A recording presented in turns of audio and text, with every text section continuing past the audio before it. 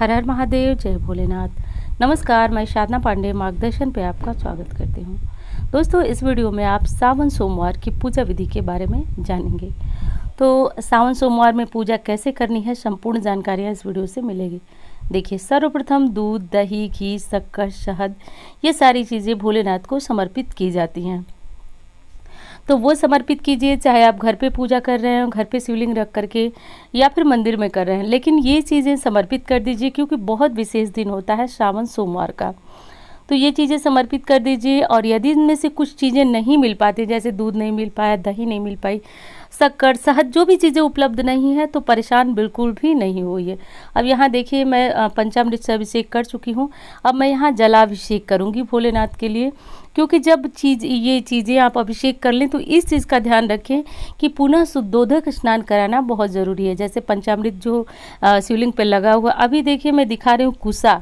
जो लोग रोग मुक्ति के लिए पूजन करना चाहते हैं भोलेनाथ का, वो कुसा जिस प्रकार मैं जल में डाल रही हूँ, आप डाल करके महामृत्युंजय मंत्र का जाप करते हुए जल को शिवलिंग पे चढ़ाइए। कुसा युक्त जल से अभिषेक करने से भोलेनाथ की दया से व्यक्ति शीघ्र ही रोग मुक्त हो जाता है। तो एक कमेंट आया था, उसके लिए मैं ये चीज़ें बताती जा रही हूँ, जो कमेंट आपके हमको मिले हैं। तो ये देख लीजिए, इस तरह कुशा से जो है अभिषेक होता है। उसी पूजा पाठ के दौरान आप कुशा अभिषेक भी कर सकते हैं।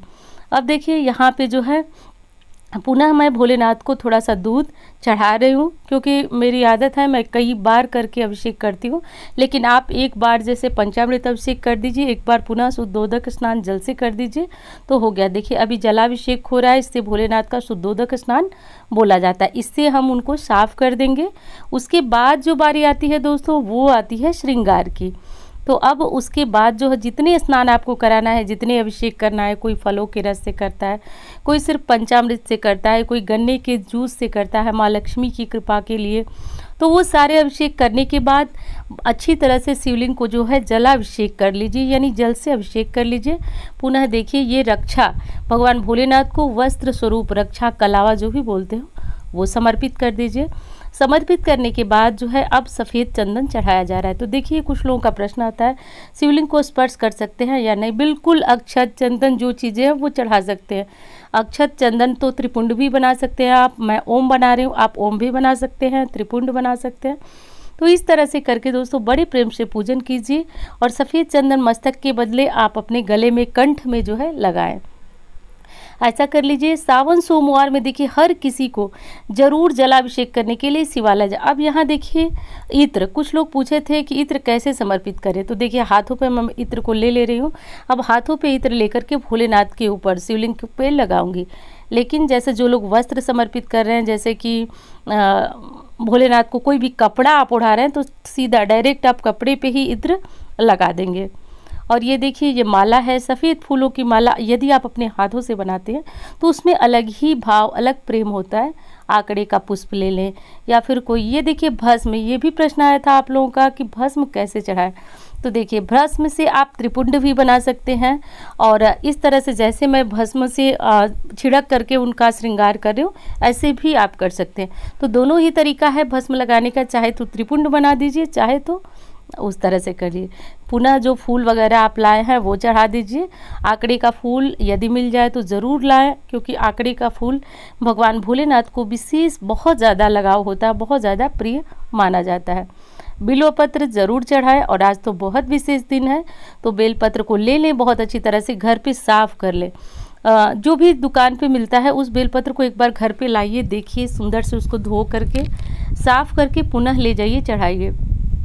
देखिए, मनोकामना तो पूरी होती है, लेकिन उनकी ज़रूर होती है जो विधि विधान के बदले अपना प्रेम भोलेनाथ को समर्पित करते हैं। तो आप एक कोशिश कीजिए कि आप विधि विधान कम करें, ज़्यादा करें। अब यहाँ पे अक्षत वगैरह चढ़ाया जाता है। और जिस तरह से मैं आपको बेलपत्र के आखिरी पत्ती पे बताती हूँ कि आप जो है थोड़ा सा दक्षिणा, थोड़ा सा अक्षत रखते हैं, वही चीज़ें मैं आपको दिखा रही थी। अब भोग प्रसाद जो है कुछ ना कुछ हम ले ही जाते हैं, तो वो लगा दीजिए। यदि कोई बड़ा फल है तो शिवलिंग पे रखने के बजाय हम स्पर्श करा करके नीचे अर्घे पे रख देते हैं।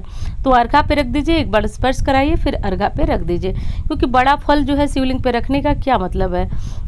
तो ये चीज़ें मत रखिए। सिर्फ फूल, बेलपत्र, दक्षिणा वगैरह है तो ये आप रख सकते हैं। तो आप जानते ही हैं दीपक प्रज्वलित करना बहुत ज़्यादा ज़रूरी है, तो ये कर लीजिए। कुछ हमारी बहनों का प्रश्न था कि हम क्या खाएं सावन सोमवार में, तो देखिए पूजा आराधना करने के बाद आप फलाहार ले सकते हैं, और यदि आपसे नहीं रहा जाता बिना नमक का तो सीधा नमक शाम को ग्रहण कर सकते हैं, नहीं तो मीठा भोजन आप शाम को ग्रहण कर सकते हैं। तो इसमें ऐसा कोई नियम नहीं है, बस जो आपका शरीर मतलब आपके शरीर की जैसी क्षमता है उस अनुसार आप इस व्रत को कर सकते हैं। मीठा भी ले सकते हैं, नमक में सेंधा नमक लीजिएगा, फलाहार करना सर्वोत्तम है। तो आप समझ ही गए होंगे कि इसमें क्या करना है। भोलेनाथ की पूजा देखिए घर में भी हो जाती है, मंदिर में भी हो जाती है, तो आप ये देख लीजिए कि आप कहाँ करेंगे। देखिए पुनः जो अंत में मैं मिश्री वगैरह ले गई हूँ, क्योंकि फल तो सभी ले जाते हैं लेकिन मिश्री वगैरह भी हो तो वो चीज़ें जो भी भोग के लिए घर में हमारे पड़ी हो चीज़ें वो हम ज़रूर ले जाएं। मिश्री, किशमिश, ड्राई फ्रूट, जो भी चीज़ें वो चीज़ें ले जाएं और ले जा कर के भगवान भोलेनाथ को समर्पित करें। साथ में जो नाग देवता रहते हैं शिवलिंग के पास रहते हैं, तो एक बार उनको भी जलाभिषेक करना, अक्षत, कुमकुम इत्यादि उनको भी चढ़ा दीजिए। लेकिन आप तो जानते ही होंगे कि भोलेनाथ को कुमकुम हम नहीं समर्पित करते हैं, तो ऐसा मत कीजिएगा। लेकिन नाग देवता की पूजा भी ज़रूरी है, बहुत ज़रूरी है, तो ऐसा कर लीजिएगा। और इस चीज़ का भी ध्यान रखिएगा दोस्तों कि भोलेनाथ की पूजा के बाद आरती हमें ज़रूर करनी होती है। तो भीड़ तो बहुत ज़्यादा होगी शिवालय में, लेकिन फिर भी थोड़ा सा कपूर लेकर के, ना हो तो मंदिर के बाहर ही खड़े होकर भोलेनाथ के नाम पे आरती कर दीजिएगा, लेकिन कर ज़रूर दीजिएगा। सावन सोमवार बहुत विशेष होता है दोस्तों। कहा जाता है कि सावन में भगवान भोलेनाथ की पूजा करने से भोलेनाथ संपूर्ण मनोकामनाएं तो पूर्ण करते ही हैं, क्योंकि ऐसी भी मान्यता है कि उनकी दया से भक्त को सब कुछ मिल जाता है। हर मंदिर में गणेश जी, कार्तिकेय जी, माता गौरी भी होती हैं, तो आप उनका भी विधि विधान से पूजन करें, आराधना करें।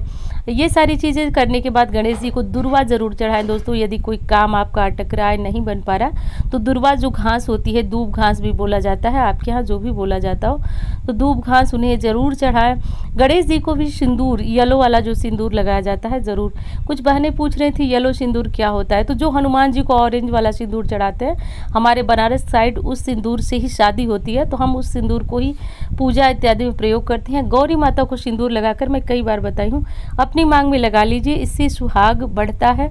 कहा जाता है कि पति पत्नी के संबंध मजबूत होते हैं। तो जो भी भोग प्रसाद है, आप जैसा जगह है, जैसा देख लीजिए, वो चीज़ें रख दीजिए, पूजा कर लीजिए गौरी जी के पास, कार्तिकेय जी के पास, गणेश जी के पास।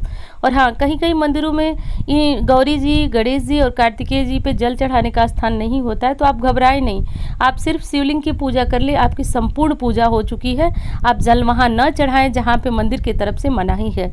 इस बात का ध्यान रखिए, क्योंकि मंदिर में गंदगी करना भी अपराध, पाप होता है, तो कदापि अपने तरफ से कोई गंदगी ना करे। तो हमारे यहाँ जो जिस मंदिर में मैं पूजा करती हूँ, जो मेरा मंदिर है, उस मंदिर में बहुत छोटे से गणेश जी, कार्तिकेय जी और पार्वती जी हैं, तो वहाँ पे जल वगैरह नहीं चढ़ाया जाता है, नहीं चढ़ाया जा सकता, ऐसा स्थान ही नहीं है। तो अब अंत में जब आपने सारा कुछ पूजा पाठ कर लिया, और पूजा विधि मैंने बहुत साधारण बताई, स्टेप बाय स्टेप आप देख सकते हैं, इस विधि से पूजा कर सकते हैं। और हाँ, ये शास्त्रों की विधि है, इसमें कहीं आपको मतलब बहुत सारे नियम बताए जाएंगे जिसमें आप उलझ जाएंगे, लेकिन ये बिल्कुल शास्त्रों की विधि है दोस्तों। यदि मैं बात करूं तो वीडियो बहुत लंबी होगी, लेकिन जैसे ये बहुत प्राचीन विधि है, इस तरह से हमारे दादाजी पूजा करते थे मेरे मायके में। मतलब बिल्कुल दरवाजे पे ही शंकर जी का मंदिर है, और हमने वहीं से पूजा विधि और भोलेनाथ की कृपा से सब कुछ वहीं से सीखा है, जाना है, और ये एकदम शास्त्रों की विधि है। अब देखिए पूजा हो चुकी मेरी, अब भोलेनाथ से मैं प्रार्थना करूंगी। पूजा करने के बाद जो चीज़ें मैं कट कर चुकी हूँ, क्योंकि वीडियो लंबी होगी फालतू में, तो क्या मतलब है उसका। तो मैं प्रार्थना, आप भी ज़रूर 2 मिनट बैठ करके प्रार्थना कर लें, जैसा जगह है मंदिर के अंदर बाहर पूजा प्रार्थना ज़रूर कर लें। एक चीज़ का और ध्यान दीजिएगा दोस्तों, मंदिर की दहलीज पे भी बहुत सारे लोग फूल चढ़ाते हैं, बेलोपत्र, लेकिन जैसा कि मैं बता रही हूँ कि मैंने दादाजी से सब कुछ सीखा, और मेरे दरवाजे पे ही शिव मंदिर है, तो इसलिए मैं बड़े कॉन्फिडेंस से एक चीज़ आपको बताती हूँ कि मेरे यहाँ पूजन करने के बाद सिखाते थे दादाजी कि मंदिर की चौखट पे भी ज़रूर जल गिराना। तो मैं तो वैसा करती हूँ, आप जो है इस चीज़ को आप भी फॉलो कीजिए, ये चीज़ करनी चाहिए, बस ये चीज़ निश्चित है। तो आप भी मंदिर के दोनों तरफ, क्योंकि कहा जाता है वहाँ पे शिवगण होते हैं, तो यहाँ छोटे छोटे शिवलिंग हैं, उनको भी पूजन कर लीजिए, जलाभिषेक कर लीजिए। ये सारी चीज़ें करने के बाद दोस्तों आपको नंदी को स्नान बहुत अच्छी तरह से कराना कहा जाता है कि नंदी पूजन यदि आपने अच्छे से कर लिया तो मानिए कि आपका सभी पूजन भोलेनाथ तक पहुंच जाएगा, क्योंकि पहुंचाने वाले जो है वो नंदी ही है। तो इस चीज़ का ध्यान रखिएगा कि बहुत अच्छी तरह से नंदी को पंचामृत, चाहे जो भी चीज़ें हो, जितनी हो, मैं पूजा में ये चीज़ें बहुत ज़्यादा महत्व नहीं रखती हैं, सिर्फ और सिर्फ भावनाएं रखती हैं। तो चीज़ें मिल जाती हैं तो ले लीजिए, नहीं मिलती हैं उदास भी मत होइए, जो है उसी से आप पूजन कीजिए। नंदी के सींग और पूंछ को स्पर्श जरूर कीजिए पूजा करते समय। इससे कहा जाता है कि नंदी देव प्रसन्न होते हैं, हमारी मनोकामनाएं पूर्ण होती हैं। भोलेनाथ की सभा लगती है तो नंदी जो है भक्तों की फरियाद भोलेनाथ तक पहुंचाते हैं। वीडियो कैसी लगी बताइएगा ज़रूर। अच्छी लगती है तो लाइक करें, कमेंट करें, और बहुत अच्छी लगती है तो वीडियो को जो है आप शेयर भी कर सकते हैं। और हाँ, एक चीज़ और बताऊंगी दोस्तों कि वीडियो अच्छी लगती है तो आप जो है फीडबैक बहुत अच्छा देते हैं, लेकिन आपके काम आए ये मेरे लिए बहुत बड़ी सौभाग्य की बात है। यहाँ देखिए मंदिर निर्माणाधीन है और निर्माण अभी बहुत बाकी है, तो जिसमें कि हो रहा है, कुछ काम हो भी रहा है। तो ये चीज़ें बस आ गई हैं, थोड़ी सी रिकॉर्ड हो गई हैं, तो मैंने कहा कि रुको डाल ही देती हूँ। मंदिर आप लोग भी दर्शन कर लीजिए। तो ये कर लीजिएगा दोस्तों। सावन सोमवार में बहुत नियम की आवश्यकता नहीं होती, बस प्रेम से भोलेनाथ की पूजा करें। भोलेनाथ आपकी संपूर्ण मनोकामनाएं पूर्ण करेंगे। जो आपके मन में कामनाएं हो वो उनसे कहते रहिए। भोलेनाथ सब कुछ सुनते हैं। जितनी आपकी कल्पना नहीं होगी उस कल्पना से भी अधिक आपको मिलेगा। तो दोस्तों, इंस्टा पे, फेसबुक पे मुझे फॉलो करना चाहते हैं तो ज़रूर कर लें। आईडी मैं डिस्क्रिप्शन में डाल दूंगी। और हाँ, मेरा नंबर है जिस पे किसी भी प्रकार की ज्योतिषीय सलाह लेनी हो, आपको कुंडली दिखाना हो या फिर किसी भी तरह की कुंडली से जुड़ी हुई समस्या हो तो आप परामर्श ले सकते हैं, संपर्क जो है कर सकते हैं। तो एक चीज़ और बता दूँ आपको दोस्तों कि जीवन में जब बहुत ज़्यादा संघर्ष आती हैं, समस्याएँ आती हैं, कभी कभी पूजा पाठ नहीं लगता है, तो कुंडली इत्यादि से जुड़ी हुई समस्याओं का समाधान करने से व्यक्ति को बेहतर परिणाम मिलता है। तो वीडियो कैसी लगी बताइएगा ज़रूर। अच्छी लगती है तो लाइक करें, कमेंट करें। धन्यवाद।